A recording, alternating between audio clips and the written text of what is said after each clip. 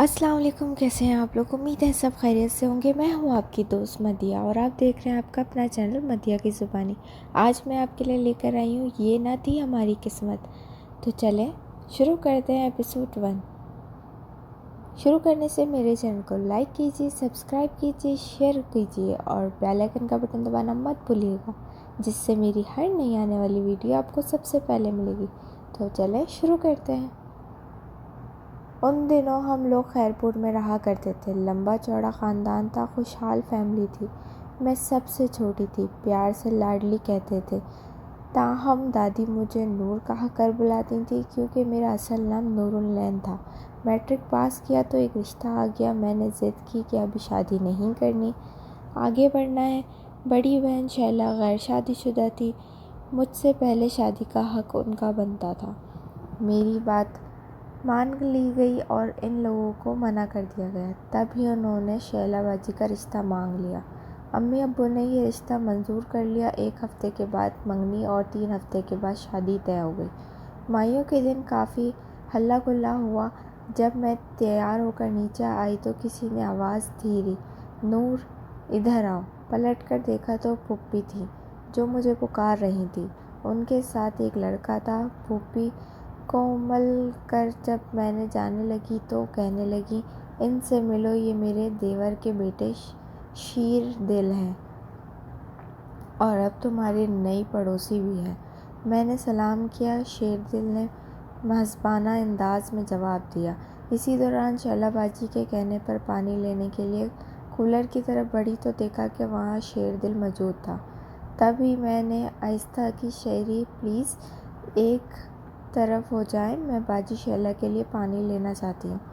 آپ کیوں تکلیف کرتی ہیں، ہم موجود ہیں آپ کی خدمت کے لیے۔ اس بے تکلف پر مجھے غصہ آیا مگر میں خاموش ہو گئی اور پانی لے کر باجی کے کمرے کی طرف چل گئی اور بھی پیچھے پیچھے آ گیا۔ مجھ کو برا لگا، اسے ٹوکا، اے مسٹر، آپ میرے پیچھے کیوں آ رہے ہیں؟ بلا وجہ اجازت منہ اٹھائے کمرے میں جائیں باہر، ہم لڑکے والے ہیں، بارات لے کر ہی جائیں گے۔ اس نے طنز جواب دیا تو اس نے دلیری پر حیران رہ گئی، تاہم وہ 2 معنی بات تھی، سمجھ نہ سکی اور اس کو خطبہ سمجھ کر فوراً وہاں سے چلی آئی۔ ہم لوگ شادی کی تیاریوں میں مصروف تھے۔ جوں جوں رخصتی کا وقت قریب آ رہا تھا، دل بیٹھا جا رہا تھا۔ میں ازاں افسردہ تھی کہ شیری آ گیا اور اداسی کی سب پوچھا اور تسلی دینے لگا۔ شیری، اس جہاں کیسی رسم ہے کہ والدین بیٹی کو پال پوس کر بڑا کرتے ہیں اور غیر اس کو بیاہ کر لے جاتے ہیں۔ مریم، لڑکیوں کی بہتری اسی میں ہے، اسی وقت پر بیاہ کر سدھارا جائے، اور یہ رسم رواج ہے اور صدیوں سے چلتی آ رہی ہے۔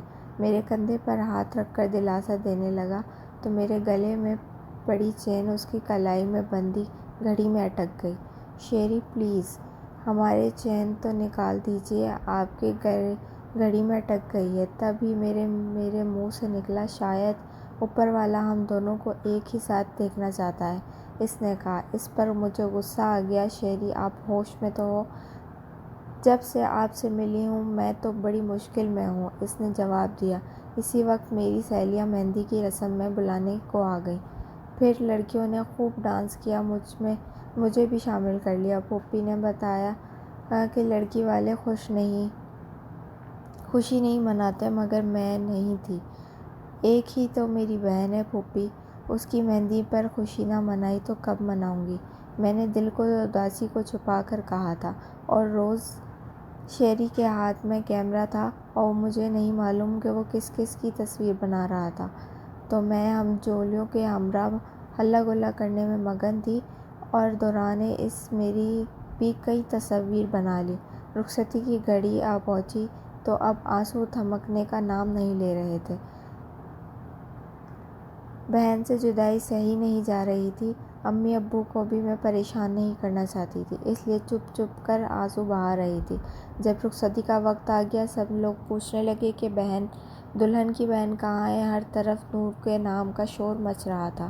بڑی مشکل سے آنسو کو روکا اور سامنے آ گئی، اپنی بہن کے گلے لگ گئی اور روتے ہوئے دعا دی، ہم دونوں ہمارا فرسٹ ایئر میں ایڈمیشن ہو گیا تھا۔ میں کالج لائف میں مصروف ہو گئی۔ اتفاق شہری بھی داخلہ لیا تھا اور اب وہ میرا کلاس فیلو تھا۔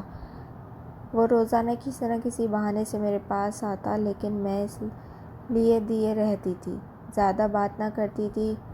مبادلہ لڑکیاں لڑکے باتیں بناتے اور کہیں کالج میں میرا اسکینڈل بن جاتا۔ میں نیک نام رہنا چاہتی تھی اور بدنامی سے ڈرتی تھی۔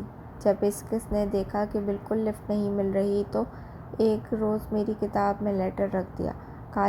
کالج سے آ کر کھانا کھایا اور لیٹ گئی۔ شام کو کتاب اٹھائی اور پڑھنے بیٹھی تو اس میں خط رکھا تھا۔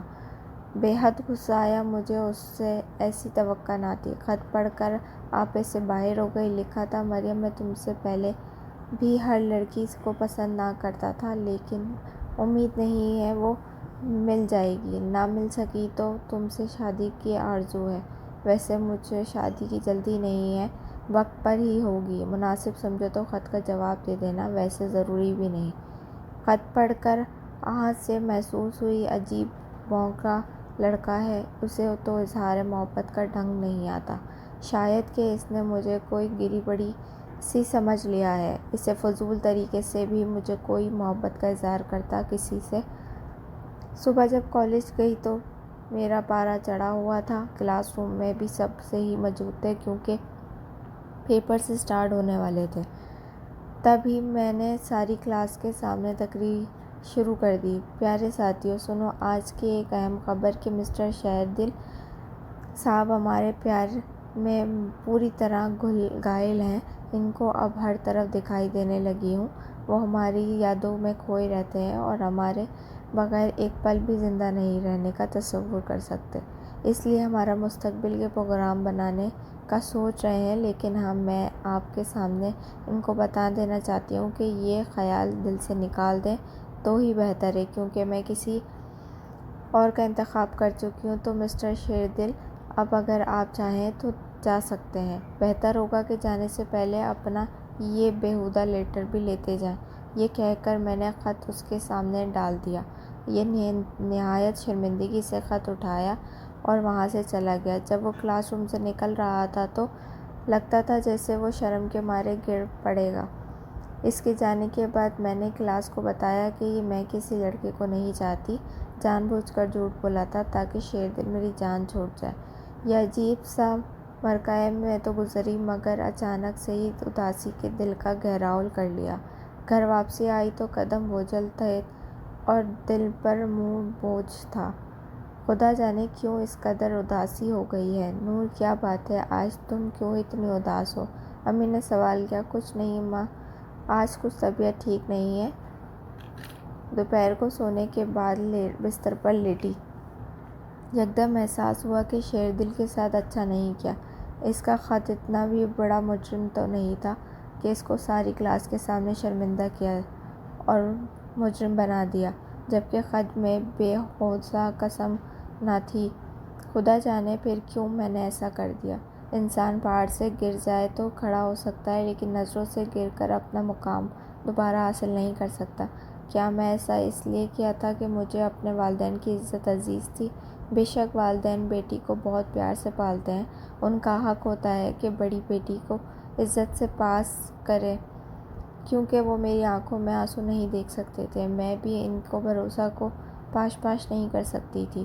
تاہم میں آرام سے شیردل کو سمجھا سکتی تھی، یہ سب ٹھیک نہیں اور آئندہ اس قسم کی حرکت نہ کرے۔ سمجھانے کے بجائے میں نے ساری کلاس بلکہ پورے کالج کے سامنے اس کو ذلیل کر دیا تھا۔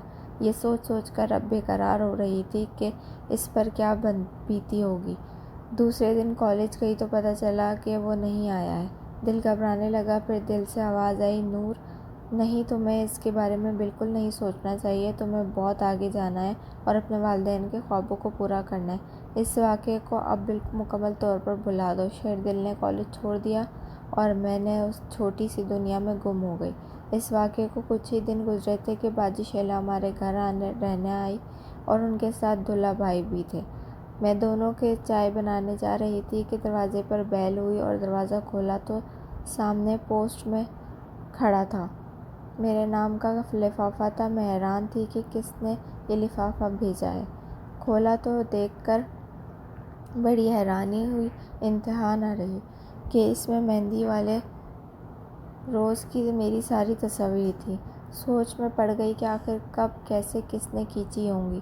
جب تصویروں پر الٹ کر دیکھا تو پیچھے لکھا تھا، نوٹ پلیز معاف کرنا، تم سے اجازت لیے بغیر میں نے اس دن تمہاری تصاویر لی تھیں۔ اب یہ تمہاری امانت لوٹا رہا ہوں۔ مجھ سے غلطی ہو گئی کہ تم جیسی لڑکی سے امید لگا بیٹھا تھا۔ کیا پتہ تھا کہ تم کسی اور کو منتخب کر چکی ہو۔ جیسا ہوا سو ہو گیا، تم بھی بھول جانا مجھے، میں بھلا دوں گا۔ یہ سب پڑھ کر میری آنکھوں سے آنسو نکل آئے، اور وہ چاہتا تو کچھ بھی کر سکتا تھا، لیکن اسے میری عزت بہت عزیز تھی۔ وہ چاہتا تو ان تصویروں سے مجھے رسوا کر سکتا تھا۔ ان باتوں سے میرے دل میں جگہ پیدا کر دی اور میں اس پر مڑ پڑی۔ اس کی شرافت پہ میرے لیے دل میں اتنا احترام اور میرے نزدیک سب سے بڑی بات تھی۔ اب اس کی باتیں، اس کی شرارتیں رہ رہ کر ستانے لگیں۔ پتہ نہیں کیا ہو گیا تھا، مجھے کسی بھی چیز کا دھیان نہیں رہا تھا۔ سارے گھر والے پریشان ہو گئے کہ اس لڑکی کو کیا ہو گیا ہے، جو سارا دن چہکتی پھرتی تھی، اس کو چپ کیوں لگ گئی۔ خود مجھ کو خبر نہ تھی کہ میں کہاں گم ہوں۔ جس کو میں نے اتنا ذلیل کر کے دھتکارا تھا، وہ آج میرے دل کی مندر میں تھا۔ نہ جانے وہ پکارا جا سکتا تھا، مگر روٹھ جانے والے کو لاکھ آوازیں دو، وہ نہیں آتا۔ اپنی غلطی پر پچھتانے لگی کہ ہائے، جلد بازی میں نے کیا کر دیا۔ اس کا کیا کہا تھا۔ آنے لگا کہ تم بھول جاؤ۔ دل پر قیامت سی ٹوٹ گئی۔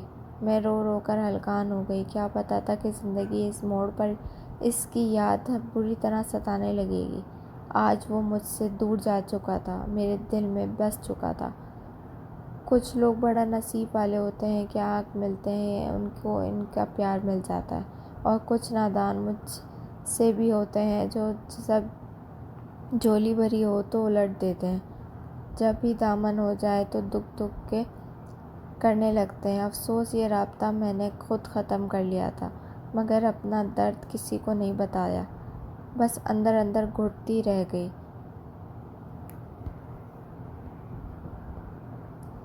امید ہے آپ کو یہ ایپیسوڈ پسند آیا ہوگا، تو نیکسٹ ایپیسوڈ کے لیے میرے چینل کو فالو کیجیے، لائک کیجیے، سبسکرائب کرنا مت بھولیے گا۔ ملتے ہیں اگلے ایپیسوڈ میں۔ بائے بائے، اللہ حافظ۔